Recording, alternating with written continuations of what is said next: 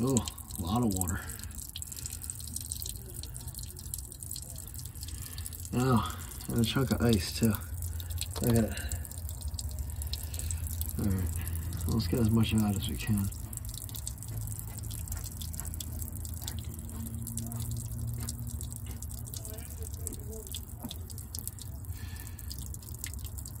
Boy, it's a real lot. Alright, so I got a roll opened up today.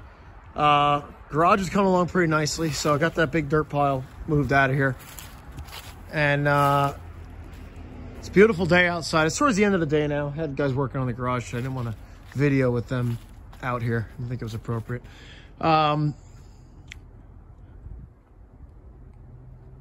to look this over to get set up. I got to walk this up into the back part of the property, up where that snow is, up through the trees.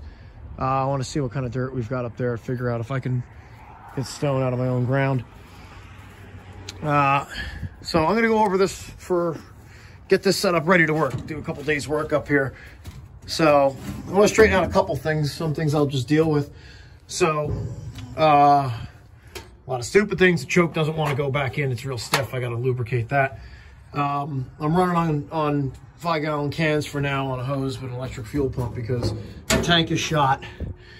And the mechanical fuel pump gave up when it sat this last go here. When I was at my buddy's homestead, we were running on the mechanical pump, but I was forced to disconnect it and put an electric job on here just to keep it going. And so there's the gas tank and it's filled. When we get around there, I'll pull that out and show you that that's real cruddy. So this is the engine in it. It's a 273 Buddha. It's got an Alice Chalmers tag on it though, which I need to find every time I look for it. I'm not certain. There it is, down in behind the tag. So 6B 273. No stamp on the governor. So Alice Chalmers, because they bought Buddha at a certain year. That's how, I think that's 1953 if I'm not mistaken. So I'm not sure what year this machine is. I think it's between 53 and 58, but I could be mistaken. So here's our boom cable there with the ratchet pawl and the brake that goes with it. And if I turn around, so the operator seat is over there. We've got, this is our swing gear arrangement. So one, still even travel really. Clutch. So gear case, we're pointing downhill here. So there's nothing on the dipstick right now if I pull it out. So I got something. I just did a little bit of drain in the cases, so I'll show that in a second. I drained some, took some plugs out just to see if I had ice and water and things, and sure enough, the chain case, so the chain case connects, the PTO on the engine here with the master clutch, up and around and drives your two main shafts here. So a quick rundown of how everything works here. So this has two.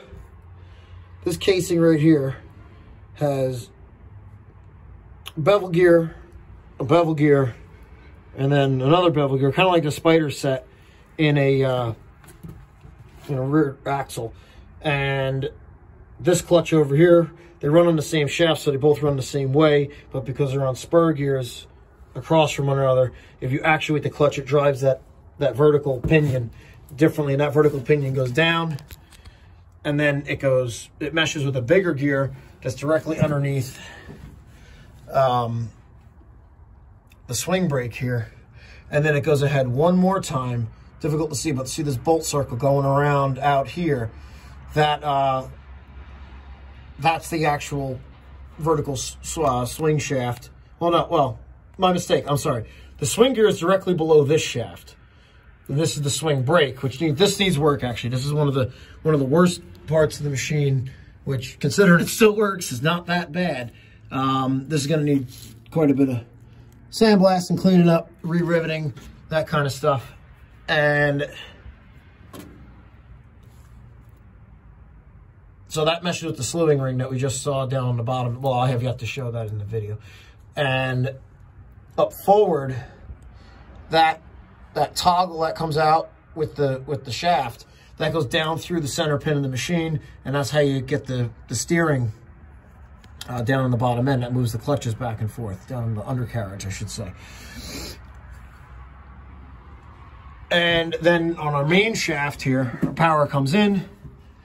We got expanding band clutch, our friction surfaces that's attached to our drum, and our brake, our band brake outside of that, and the band brake's linkage up there.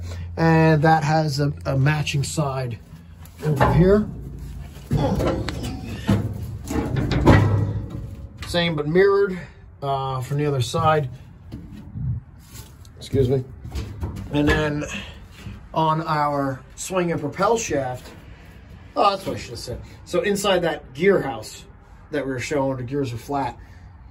Those, in there's a gear selector with a collar that goes up and down, and it lets you pick between swing and propel, of course, and not the other. If you watch the operation video, I'll explain how one excludes the other if you don't already know that. And on the end of that shaft, we got our boom cable lifting clutch. Little tiny guy goes in, drives this gear on the shaft when it's in mesh, and then that meshes with the gear that we saw on our boom cable. So that's kind of the quick and dirty of it. Some of the issues that I got with it is that swing brake band that I showed you. That really needs to be adjusted a little tighter. So that's gonna be something I'm gonna do tomorrow on it. And the other big concern that I have, I don't know if I'm gonna address this tomorrow or not. I really should, but I do need to use the machine also, is this brake band. It's starting to walk off the drum. So I'm trying to get some lighting on this so you can see what we're dealing with. So it's running off more and more all the time, and as the friction wears, it's grooving this surface. It's putting a groove in the band. So I don't know if I'm gonna sand that off of there and try and get it aligned right. I don't know why it's running out, so I have to look at that and fart around with it until it hangs straight on there. This one's running nice. This one runs in a little gap there, or a little over here. Maybe I should align this guy. Maybe it's not run quite as nice as I believe it to be. So that's something I'll have to look into.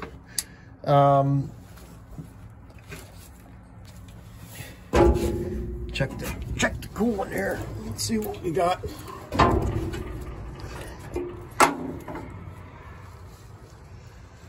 All right, it's in view. It's nice and green, so happy with that. So not going to check the engine oil. It's going to be way full with this angle. I'm pretty good. That's kind of that. Now coming back up here, maybe I talked about it. I'm going to turn the flashlight off. I don't think I need it now. Clutch is sticking. I got a clutch choke. I got to lubricate it. And on our main shaft now, so the main shaft, these are both the same left and right, so I figured I'd get it in here. We've got expanding band clutch inside of the drum, and then the surface for the brake band here. And the brake band runs around the outside, and there's the toggle linkage on both ends of the brake band that ultimately goes down and goes to the pedals on the machine. Koehring model 205, number C10768 is what it says. So if anybody's got a book to look that up and tell me the year, that'd be cool, but I don't have it. And out here, one of the other troubles with it is the fuel tank. This is my fuel tank underneath here. Right now, I've just got the electric fuel pump going up to the carburetor and the old hose in 5-gallon pail fix. But this looks a little rough, obviously. It's gonna need some help. It has, look, it's wet. It's got some level of gasoline in it. It's pretty bad. So This is gonna have to come out. Something I'd like to fix, but I haven't had time to do it yet. In the middle of moving and building a garage and a bunch of other stuff. So hopefully this can become more of a priority as time goes on. So I gotta take the 2 straps off of it. And luckily I got a big hole in this tank right there. Well, that hole I can open up and close. It looks dry otherwise. So I might just fill it with hardware and bounce it around for a while in the back of a pickup truck or something like that and try and clean it out that way if that'll work. But if it needs more than that, I'm gonna have to window it and get in there and do a bunch of inside sandblasting and scraping and cleaning. So in underside of this thing, everyone wants to see how this works or not. Let's get the flashlight back out. So I was just underneath here trying to drain water out of everything. So that's what was going on here. I took a little video of it, but I'm not sure if it's worth showing or not. So that looks like it's sliding. Huh. I never really noticed that. I bet that's moving size. I might have to check the backlash in this thing, because I know that's an adjustment. So I took the lower drain plug out here just to get, I got quite a bit of water out, but there's still a lump of ice in there, so time of the year kind of problems. This is how it gets the steering done. So you've got your, I don't know, collar there, whatever. And that moves this disc with the holes in it in and out. And then that pin, sorry, it looks like it's not focusing great for you, but that pin is set on the brake parts, and when it locks in, the first thing it tries to do, no matter which way it drives it drives it around in parts. It constricts the brake assembly, because it's, you know, it's drum brakes on here. It's single band drum brake, and it collapses that and allows it to turn. And then when you stop driving it from the, effectively what's the backing plate, it expands out and it locks the machine up. So that's why this machine either drives the track or it locks it. There's no coast. You can't, you know, and that's why it's a little wild too to go down a hill with this thing. So it's sitting on the brake, and the second you give it a little bit of drive, the brake releases and it kind of overruns on itself. And then it takes all the backlash out of the drive works, and the brake sets again, and it locks down and it kind of slides again. So there's some grease lines there. Over here, it's the inside of our slewing ring. Everything still looks all right with grease on this. So that's a big goal for tomorrow, is get everything lubricated on it, check all my cases, and, you know, get grease through it. It's pretty, I try and usually keep it pretty wet. So it's, you know, I'm trying to do my maintenance on it, keep it going good. I've got, there's a track adjustment on the machine. So you gotta take a bolt out of that, take that pin out of there, and then you can get onto this with a crescent wrench, like, or whatever those things are, these. And adjust the tracks up tight. So a couple grease fittings here. There's our roller path. There's our upstop rollers, whatever they're considering a crane. Other rollers. And you're adjusted up a little gap in them. The machine's pretty tight, otherwise it feels like it's tight at least. And hopefully I got a good amount of adjustment left. I think so. Yeah, maybe not. That's all grease. So maybe, I don't know how much is left in here for adjustment, but obviously it's enough. And I can always take a link out of the drivetrain and work the whole thing the other way. So I got a lot of life to go on the tracks. Everything seems like it's got a lot of life in this machine left. So the little bit of work that has to get put into it is going to be well worth it to get this thing to the point where you can put fuel in it, you can do your daily maintenance, and you can go to work and you can actually get something done with it, because it's kind of the goal for me with this. Let's see what we got. So we're sitting on the oil level. I don't know if I should clean that or not. Hasn't run many hours since I worked on it last. It's really not. It's not high use. So this might take 2 hands. I'm not sure if I can do this single handedly. I'm getting it. All right. So, yeah, but stupid little stuff done already. New radiator hoses. It remarkably somehow it charged. I didn't have to go filing the points in the regulator or anything like that. And the fan belt, since it's since I got the thing, is pretty old, but it's still staying on there. Go back up inside for one last little shot here. And so the hour meter on it right now, it reads 2,146 and about a half, I guess. So bought it then 2,075, and it got moved. Well, it didn't get moved, it got done with my buddy's homestead up there at 2129. So I put a decent amount of hours on it then, I suppose, for being a hobby play machine. And the goal for what I'm doing in the next day or two here is to just want to pull this ugly old clothesline out of here. And when I get on the other side of the Freightliner, it's hard to see against the background. There's a dead pine tree there. And get the root ball out for that and go up around it. Get up into the back here, and then that's where she'll stay up there for a while. Got some work for her up there. We'll see when I get up there. Next, simmer your gear cases on high heat for 4 to 5 hours. Oh, I got the old Koehring catalytic heater underneath here. You can see what I'm doing. I'll turn the flash on here. Had ice in the bevel gear on this machine, so I wanted to get that out. So I was using that. Get all this water drained out of here. Sounds like it might be running out of gas right now. I got it running. Everything's thawed out. Everything's working finally at the end of the night here, or end of the day. So let's see what we get after nice long heat on this guy. I want to let it out before I move it. Oh yeah. And she just stole, oh wow. Oh my goodness. Well, that was absolutely necessary then. I'm really glad I did this.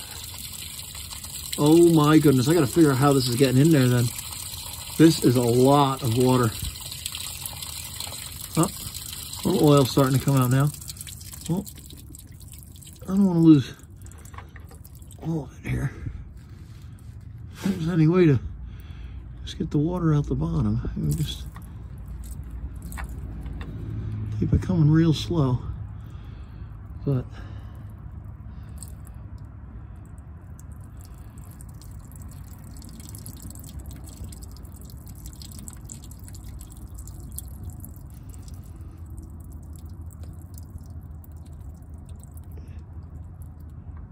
oh, I think that's the end of it. Pretty much just oil now. A real thick gear oil.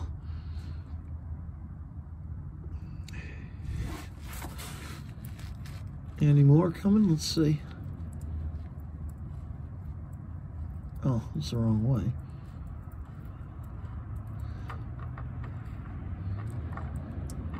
Yeah, nothing much. That's it. We're drained out. All right.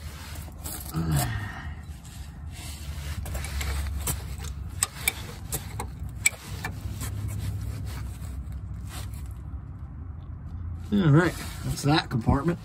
Now up to the swing and upper travel reduction. Okay, let's see what we get out of this one.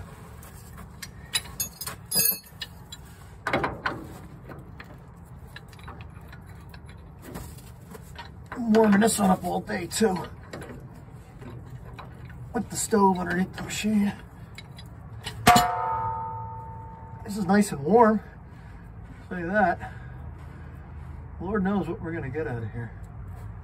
There it is, water.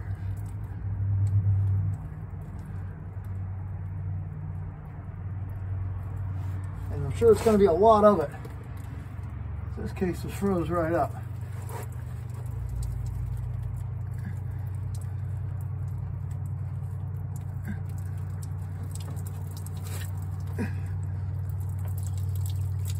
There we go. Oh.